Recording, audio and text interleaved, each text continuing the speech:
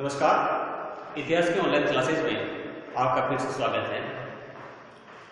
इससे पहले वाले वीडियो के अंदर हमने चंद्रगुप्त मौर्य के बारे में पढ़ा था। हमने ये पढ़ा था कि किस तरह से उसने मौर्य साम्राज्य की स्थापना की। उत्तरी पश्चिमी जो सीमांत भारत था और उस पर यूनानियों के जो कब्जे थे उन अतिक्रमणों को उसने मुक्त कराया और भारतीय सत्ता की स्थापना की। साथ ही हमने ये भी देखा है कि किस तरह से अपने जीवन के अंत में जाकर के वो जैन धर्म ग्रहण कर लेता है। जैन साधु भद्रबाहु से दीक्षा लेकर के जैन धर्म की और मैसूर कर्नाटक श्रवणबेलगोला जो एक स्थान है वहाँ पर चंद्रगिरी पहाड़ी है, वहाँ पर जाकर के वो संलेखना पद्धति के द्वारा उपवास के द्वारा अपने जीवन का त्याग कर लेता है। 299 जो उसके जीवन का आखिरी काल माना जाता है, 299 में उसकी मृत्यु या उसका देहांत हो जाता है। उसके बाद जो मौर्य साम्राज्य की गद्दी पर बैठता है उसका नाम है बिंदुसार। बिंदुसार के बारे में कुछ ज्यादा उपलब्धियां इतिहास में हमें नहीं मिलती है। 299 से 273 ईसा पूर्व तक वो शासन करता है। तो हम इस तरह से इसको समझेंगे कि सबसे पहले मौर्य साम्राज्य का जो संस्थापक है वो चंद्रगुप्त मौर्य है। चंद्रगुप्त मौर्य के बाद में बिंदुसार मगध की गद्दी पर बैठता है या मौर्य साम्राज्य की गद्दी पर बैठता है। और बिंदुसार के बाद में जो मौर्य साम्राज्य की गद्दी पर बैठने वाला शासक है उसका नाम है सम्राट अशोक। सम्राट अशोक जिसकी जानकारी हमें साहित्यिक स्रोतों के अलावा पुरातात्विक स्रोत और विशेष रूप से हमें उसके अभिलेखों के द्वारा मिलती है।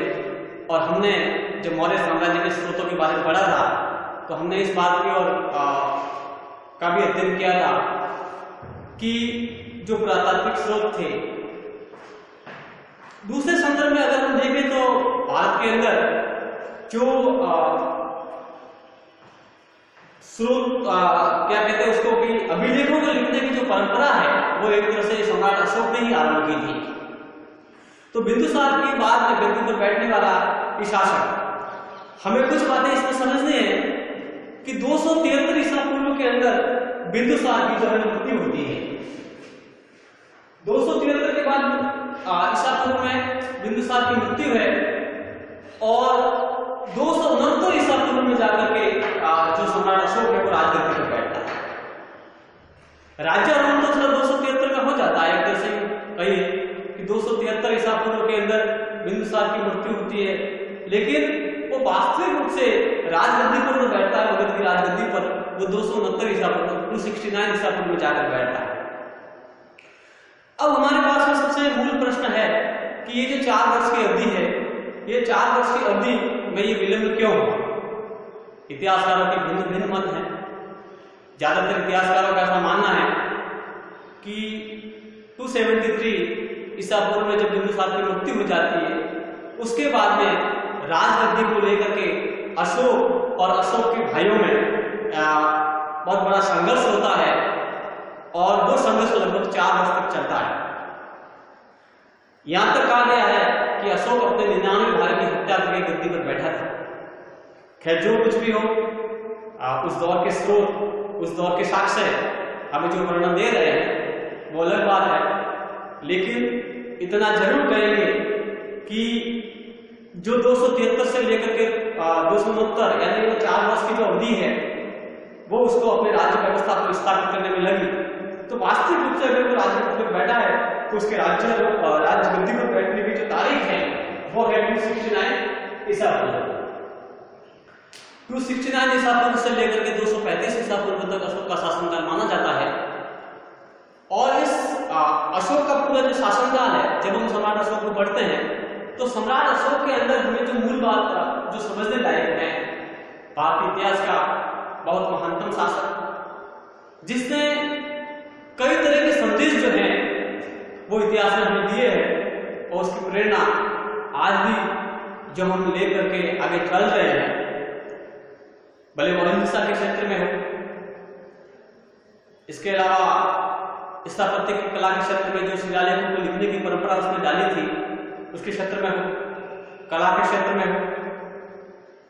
जब हम सम्राट अशोक को पढ़ते हैं तो उसके अंदर दो बातें महत्वपूर्ण है एग्जाम के पॉइंट ऑफ व्यू से।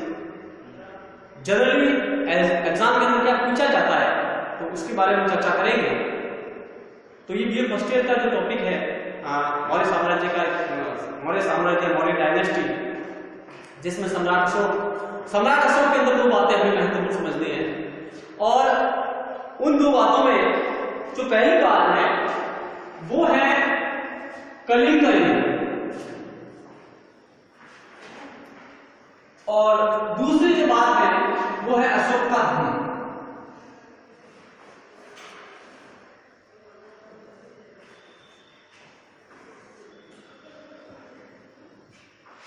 हम सभी जानते हैं कि अशोक के बारे में जानकारी का सबसे विश्वसनीय जो स्रोत हैं वो है अशोक के शिलालेख, और जो ऑथेंटिक जानकारी हमें उसके शिलालेखों से मिलती है।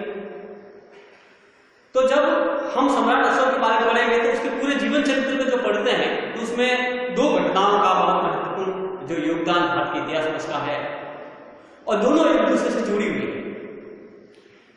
पहली जो घटना है वो है कलिंग का युद्ध। कलिंग पर उस समय कोई नंदराज नामक व्यक्ति शासन कर रहा था, ऐसी जानकारी हमें मिलती है।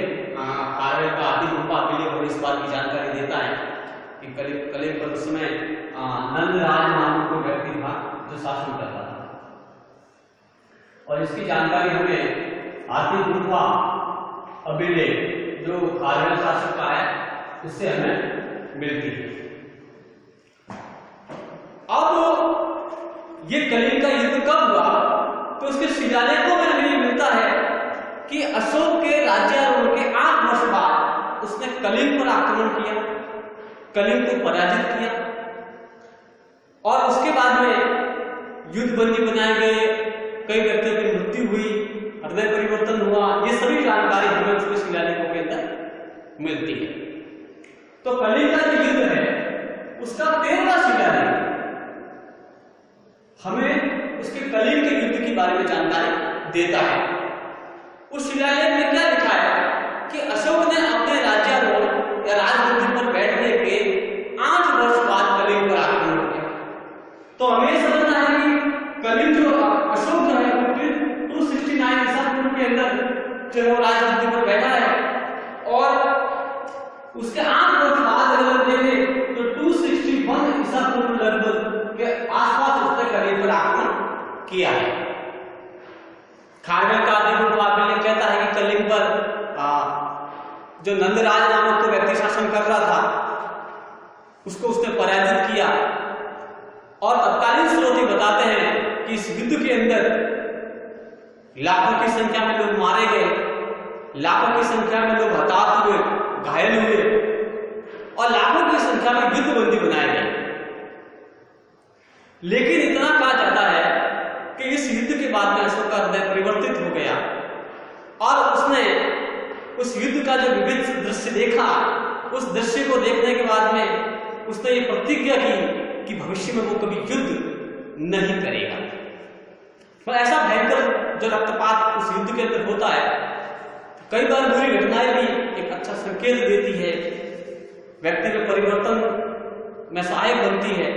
तो अशोक का जो हृदय परिवर्तन हुआ है वो कलिंग के युद्ध के बाद में हुआ है। कलिंग के युद्ध में जो नुकसान हुआ है, जो एक भयंकर रक्तपात हुआ है और जो मारकाट हुई, जिसमें लोगों की हत्याएं हुई, लोग मरे, घायल हुए, बंदी बनाए गए, और उसके बाद जब उसने पूरा दृश्य देखा तो उससे उसका मन द्रवित हो गया, और उसने इस बात की प्रतिज्ञा की, ऐसे स्रोत बताते हैं कि वो भविष्य में कोई युद्ध नहीं करेगा। यानी अब उसने युद्ध घोष के स्थान पर धम्म घोष की नीति अपनाई। युद्ध घोष के स्थान पर धम्म घोष की नीति अपनाई। तो ये है अशोक के जीवन का जो या अशोक को पढ़ते हैं तो उसके जीवन की पहली घटना या उसकी महत्वपूर्ण घटना कलिंग का युद्ध। और कलयुग के युद्ध के बाद में उसके द्वारा हुआ उसका हृदय परिवर्तन। नेक्स्ट जो अशोक के बारे में हम नेक्स्ट वीडियो के अंदर पढ़ेंगे। नमस्कार।